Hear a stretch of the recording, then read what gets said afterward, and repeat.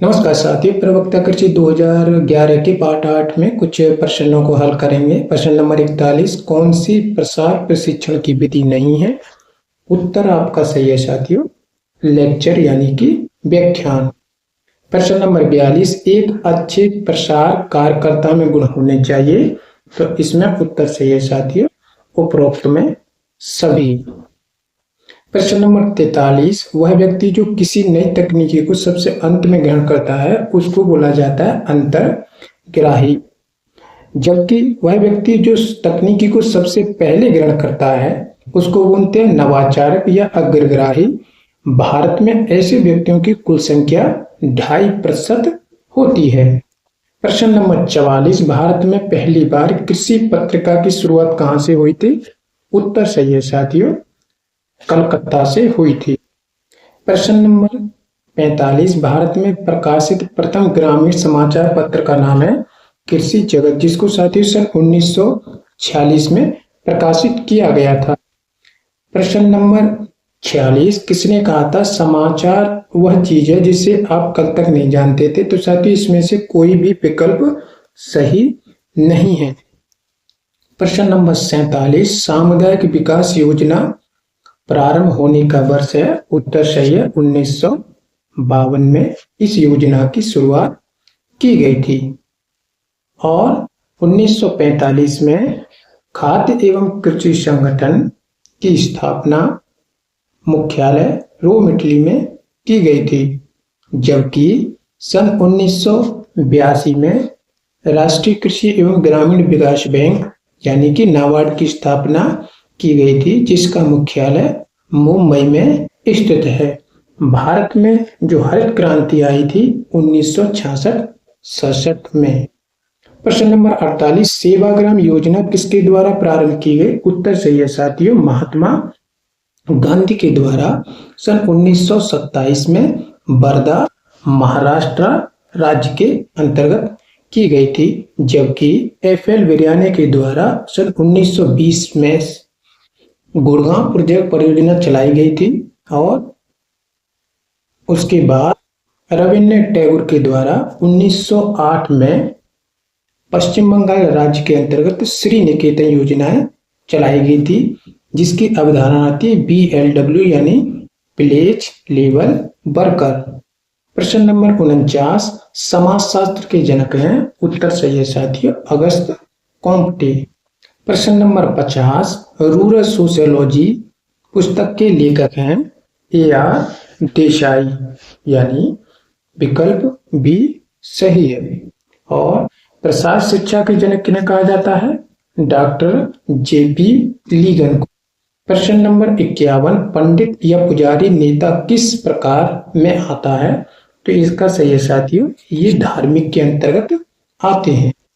प्रश्न नंबर 52, अर्थशास्त्र के पिता कौन है? तो उत्तर सही है, एडम स्मिथ है, जबकि अल्फ्रेड मेयर जो मार्शल थे इन्होंने मानव व्यवहार का अध्ययन इकोनॉमिक्स के अंतर्गत किया जाता है ऐसी परिभाषा दी थी। प्रश्न नंबर 53, अर्थशास्त्र की विषय सामग्री जिसमें संपूर्ण अर्थव्यवस्था का अध्ययन किया जाता है उसे क्या कहा जाता है? मैक्रो यानी कि व्यापक अर्थशास्त्र कहा जाता है, अतः उत्तर ए सही है।